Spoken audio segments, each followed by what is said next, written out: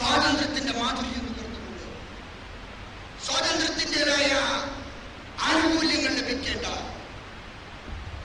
ഓരോ പൗരനും അത് ലഭിക്കുകയും ചെയ്യും. അവിടെ അപ്രഖ്യാപിത അടിയന്തരാവസ്ഥ പ്രഖ്യാപിച്ചുകൊണ്ട് കരിനിയമങ്ങൾ ഏർപ്പെടുത്തിക്കൊണ്ട് ഇന്ന് പോപ്പുലർ ഫ്രണ്ട് ഓഫ് ഇന്ത്യയെയാണ് പിടികൂടാനും വേട്ടയാടാനും ശ്രമിക്കുന്നതെങ്കിൽ നാളെ ഞാൻ പറയുന്നു,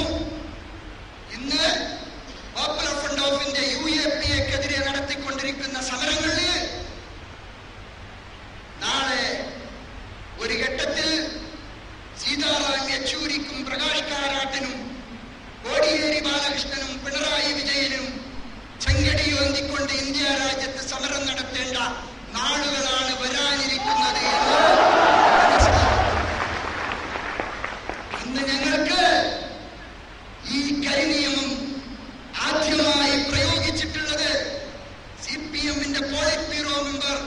കോടിയേരി ബാലകൃഷ്ണനാണെന്ന് പറയേണ്ടി വരുന്ന ഒരു സാഹചര്യം ഉണ്ടാക്കാതിരിക്കുന്നതാണ് നല്ലത് എന്നും ഞങ്ങൾ സന്ദർഭത്തിൽ ഓർമ്മപ്പെടുത്തുകയാണ്. ഇന്ത്യ രാജ്യത്തിന്റെ രാഷ്ട്രീയ ചക്രത്തിൽ മാറിമറിവിൽ വരാനിരിക്കുന്ന ഭാവിയിൽ സംഭവിക്കാൻ പോകുന്ന ഏറ്റവും വലിയ ദുരന്തം, നമ്മളെല്ലാം നിശബ്ദരായിരുന്ന സമയത്ത്, നമ്മളെല്ലാം ഭയപ്പെട്ടിരുന്ന ഒരു സമയത്ത്, മൗനികളായിരുന്ന ഒരു സമയത്ത് എല്ലാവരും കൂടി ഒരു സുപ്രഭാതത്തിൽ 2008 നവംബർ 30 ഇന്ത്യൻ പാർലമെന്റിലെ